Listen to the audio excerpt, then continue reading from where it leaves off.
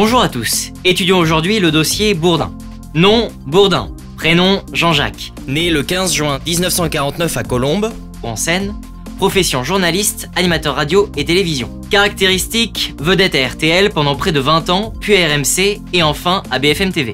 Fils d'un petit chef d'entreprise et d'une mère au foyer, aîné d'une grande fratrie, Jean-Jacques grandit à Alès dans le Gard et obtient son baccalauréat littéraire en 1967. Cette enfance, il la caractérise lui-même comme aisée et se considère comme issu de la culture protestante. Il travaille dans ses jeunes années en tant que chauffeur-livreur, inspecteur commercial, vendeur d'assurance.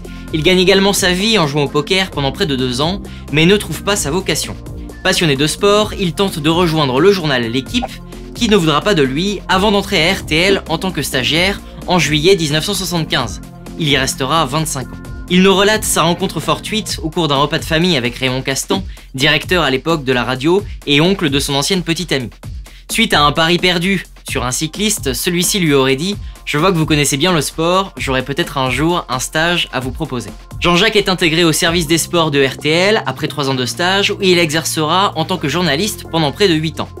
En 91, il devient le rédacteur en chef et présente le journal de la mi-journée. En 96, il hérite de l'émission Les auditeurs ont la parole, tout en poursuivant la présentation du journal de 13h. C'est à cette époque qu'il développe son goût pour les interactions avec le public et qu'il cultive son image de journaliste indépendant et proche du peuple. En septembre 2000, il quitte RTL pour RMC, où il sera le conseiller d'Alain Veil, propriétaire de la radio, mais aussi aujourd'hui de BFM TV et BFM Business. Jean-Jacques devient l'animateur phare de l'émission Bourdin & Co en 2001, rebaptisée Bourdin Direct, diffusée sur RMC, RMC Découverte et BFM TV tous les matins du lundi au vendredi. Ces émissions, où pendant 4 heures il commente l'actualité, invite un responsable politique et débat avec ses auditeurs, ont fait de lui un véritable marathonien du talk-show et vedette des émissions radio. Il est connu, apprécié du grand public et cultive cette image populaire qui lui sera d'ailleurs souvent reprochée. Après avoir eu 2 filles, Clémence et Fanny, avec sa première femme, Marie-Laure Bourdin, Jean-Jacques rencontre Anne Niva, reporter de guerre, lors d'une de ses émissions, qu'il épouse peu de temps après et avec laquelle il a un fils, Louis, en 2006. En 2010, il présente avec Edoui Plenel Abus de confiance sur TF1, dont la diffusion sera stoppée faute d'audience. Il publie en 2014 un livre autobiographique qu'il intitule modestement L'homme libre et qui tente de conforter son image d'indépendance et d'honnêteté. Depuis l'année dernière, Jean-Jacques anime un nouveau talk-show Rien n'est impossible, diffusé 1 fois par mois sur RMC Story, où il oppose 2 personnalités autour d'un sujet d'actualité. Jean-Jacques est chevalier de la Légion d'honneur depuis février 2007. Il a reçu également en 2010 le prix Philippe Caloni qui récompense un journaliste ayant fait preuve de talent et d'éclectisme, en particulier dans l'exercice de l'interview ou de l'entretien. Et il est désigné par Le Parisien comme le meilleur intervieweur de l'année 2012. Il est intéressant de noter que Jean-Jacques a commencé dans la sphère politique à 16 ans, en collant des affiches pour le candidat d'extrême droite Jean-Louis Tixier-Vignancourt, aux côtés de son père, ancien partisan de l'Algérie française. Jean-Jacques vit aujourd'hui dans le 5e arrondissement de Paris et fréquente avec sa femme la boîte de nuit L'Aventure, boîte également fréquentée par la famille Le Pen. Il vote Bayrou aux élections présidentielles de 2007, ainsi qu'au premier tour des élections de 2012, avant de voter François Hollande.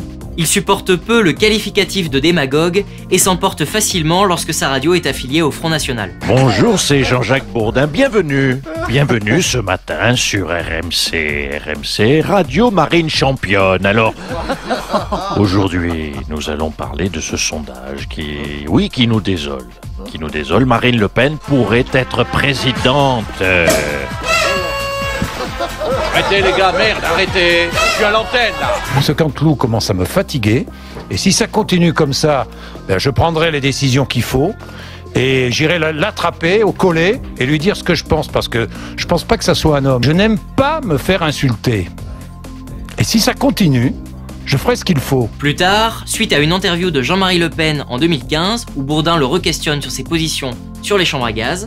Lorsque vous avez parlé de points de détail, vous avez regretté à un moment donné ou à un autre? Pas du tout. À aucun moment. À aucun moment. Ce que j'ai dit correspondait à ma pensée, que les chambres à gaz toujours étaient un votre détail pensée de l'histoire de la guerre, à moins d'admettre qu'elle soit la guerre qui soit un détail Vous des chambres à maintenez gaz. ces propos? Oui, absolument. Le Front National se scindra en 2 et Jean-Jacques se vantera d'en être à l'origine. Donc cette interview de Jean-Marie Le Pen a été l'un des 2 détonateurs de la crise au Front National. Jean-Marie Le Pen qui, le week-end dernier à Marseille, a été interpellé par un militant sur, à propos de cette interview. Vous allez entendre la question et sa réponse. Ne pensez-vous pas que vous avez été victime d'un piège par BFM TV qui vous a ressorti un vieux dossier pour vous mettre en doute? Écoutez, c'est un peu la technique de M. Bourdin. Si M. Bourdin n'employait pas ce genre de procédé, je pense qu'on lui signifierait son congé. Oui, en l'occurrence, j'estime avoir été utile. Cette même année, ulcéré d'avoir été réprimandé par le Conseil supérieur de l'audiovisuel pour avoir évoqué le lobby juif avec Roland Dumas en parlant de Manuel Valls. Vous dites par exemple, Manuel Valls, ce n'est pas ma tasse de thé. Chacun sait qu'il est marié avec quelqu'un qui est quelqu'un de très bien, je dirais. Oui. Et qui a de l'influence sur lui. Moi, j'ai Une influence quoi? Laquelle? Qu'est-ce que vous voulez dire, Laurent Dumas? Écoutez, je vais vous dire. C'est quand même des socialistes qui ont fait la guerre. Il est sous influence juive? Ah, ça, probablement. Jean-Jacques tentera de se racheter en se vantant d'avoir minoré en temps de parole le FN sur RMC. On nous avait accusé un temps de recevoir trop le Front National. Oui. Alors quand même, je suis allé voir. Le CSA d'ailleurs Oui, avait le CSA, alerté. on est à 11% pour le Front National De temps de parole. de temps de parole, ce qui est très peu. On est à 33% pour le PS et 31% pour l'UMP. En réalité, il est en difficulté dans les médias, particulièrement sur le plateau de C'est à vous face à Patrick Cohen. Il doit constamment s'expliquer sur ses rapports avec l'extrême droite, ses prétendues connivences avec le FN, ses invités, ses questions et même parfois sur ses sourires entendus. Moi, je ne porte aucun jugement. Si, Lorsque je dis vous employez l'expression. à Roland Dumas, mais parce que Mais vous employez l'expression et pourquoi je et quand l'emploie Roland Dumas acquiesce à votre formule, vous changez de vous acquiescez, enfin vous. Non, j'acquiesce pas. Non, vous acquiescez pas, mais vous souriez d'un air entendu et vous passez à un autre sujet. Donc je souris pas d'un air entendu. Et c'est Patrick Cohen qui se charge d'être le juge et le bourreau de ce bon vieux Jean-Jacques. Jean-Jacques Bourdin perd un peu de sa superbe lorsqu'en décembre 2016, il organise un sondage sur sa page Twitter avec pour question « Est-ce que les médias nous mentent ?» et que 91% des votants répondent oui. Toujours sur Twitter, en 2017, Jean-Jacques poste à nouveau un sondage, cette fois-ci sur la sortie de la France de l'Union Européenne. 63% des votants répondent oui sur plus de 13 000 votes. Cependant, quelques heures après, il poste un nouveau tweet où il annonce un résultat de 53% de non. RMC tentera de s'expliquer auprès des auditeurs en arguant qu'au moment où ils ont relevé les pourcentages, le non l'emportait, mais sans grand succès, on criait déjà à tort ou à raison à la manipulation médiatique. Réaction tout compte fait logique en vue du résultat du premier sondage.